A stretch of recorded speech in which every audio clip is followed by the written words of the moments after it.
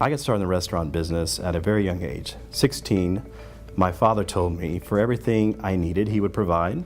Everything I wanted, I would need to get a job for. So he explained to me that I needed a car, which he provided, but I was going to want gas.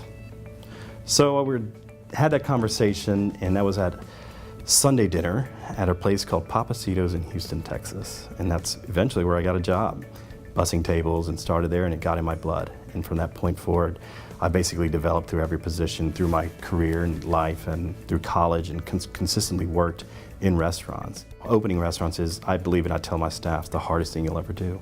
But being a part of it and that drive, that drive to opening and getting to the point that you've created a concept and opening the door, that's really what got me going, and that is how it started. I don't go into a space and force a concept to fit in the space. I think the space really dictates what to do with it. And you've got to have a creative eye to see it. And I think a lot of travel assists us in really evaluating not necessarily what other people are doing, but what other people have created and what it feels like. And you like something from here, and you like something from there. And imitation is the best form of flattery. And so in our business, that happens quite a bit. And sometimes you want to imitate what someone has done and tweak it a little bit. I think that's how we develop and we grow.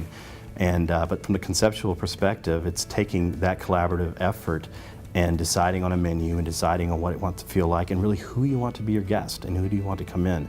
And I think from the concept perspective, my mission is to be in your top 5. I want to be in your 5 places, not that you recommend to other people, but the 5 places you visit, the 5 places you go to most often. So our plans for expansion in Chicago really involve how best we can develop staff. I think if we expand too quickly, we don't have staff ready to do it, we end up behind the 8 ball, if you will.